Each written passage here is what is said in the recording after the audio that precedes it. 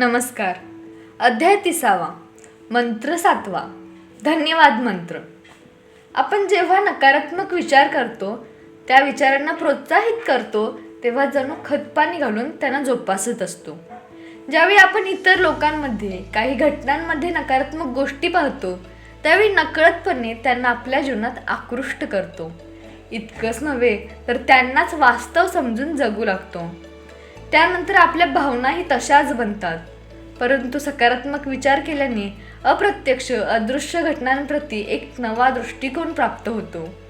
त्यामुळे जीवनात विकास तर होतोच, शिवाय पुन्हा एकदा नवशक्ती प्राप्त होते. कारण ज्यांच्या सहवासात तुम्ही राहता, प्रत्यक्षात त्यांच्या सान्निध्यातून तुमचा दृष्टिकोन घडत असतो. स्वतःच्या निर्णयावर ठाम असलेल्या सकारात्मक व्यक्तीच्या सहवासाने तुमचं अवघं आयुष्यच बदलून जातं. याचा दुसरा पैलूही समजून घेऊया. समजा रस्त्यावर आपण एक कार बघतो आणि ती बघितल्यानंतर असा सकारात्मक विचार करतो, आर्थिकदृष्ट्या संपन्न झाल्यानंतर अगदी अशीच कार घेण्याची माझी इच्छा आहे.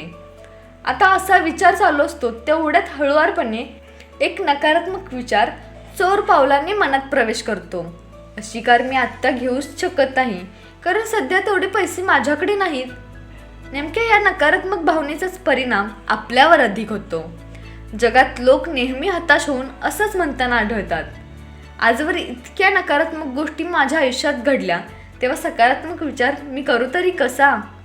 वास्तविक तसे विचार करायला मी सुरुवातही केली आहे, परंतु म्हणावं तसं यश आलं नाही. अद्याप कुठलंही परिवर्तन माझ्या जीवनात घडलेलं नाही. एवढंच नव्हे तर नकारात्मकतेच्या 4 भिंतीतून बाहेर पडण्याचा मार्गही मला गवसत नाही.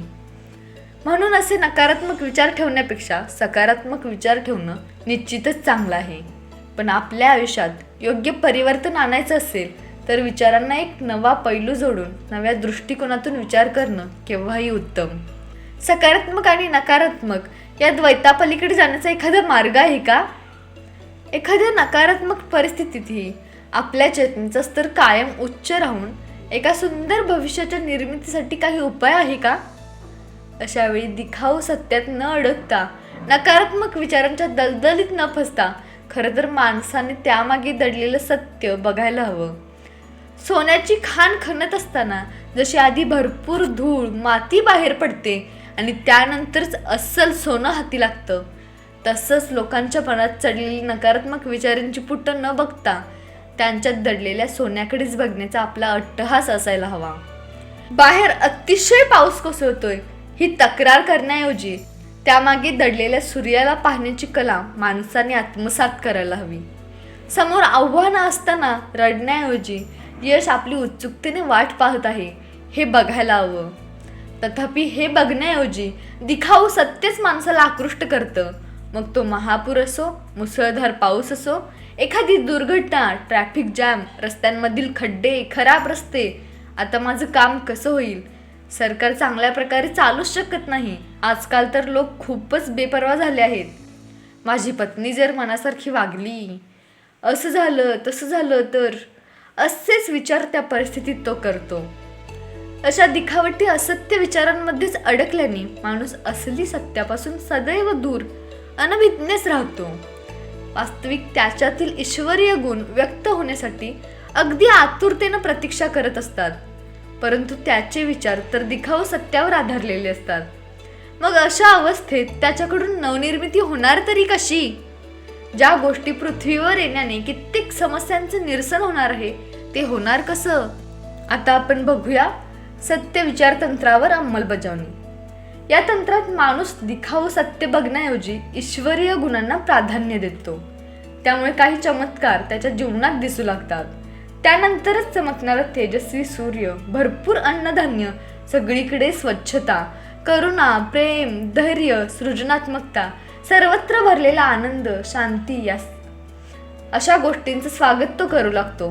कारण हे सर्व ईश्वरीय गुण आहेत, चैतन्याची मुक्त अभिव्यक्ती आहे.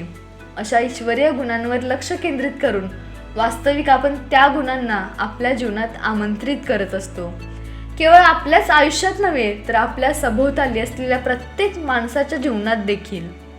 प्रेम, सद्भावना, शांती यांसारख्या ईश्वरीय गुणांवर आपलं ध्यान वेधताच आपल्यातील नकारात्मक भावना नाहीशा होऊ लागतात.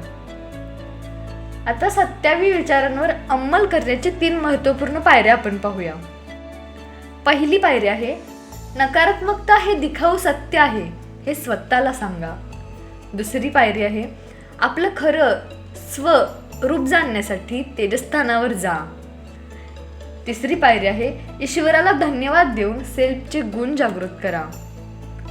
वर्तमानातील नकारात्मक स्थिती दिखाऊ सत्य आहे हे पहिल्या पायरीमुळे आपण जाणलं. सद्यस्थिती कितीही वाईट असली तरी ती नाकारून वास्तविक आपण तिला मान्यताच देत असतो.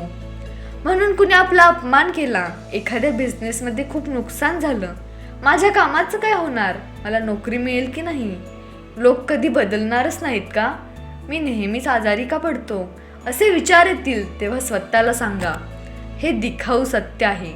कारण स्वास्थ्य तर आपल्या दाराशी येऊन आपण स्वस्थ होण्याची प्रतीक्षा करत बसला आहे.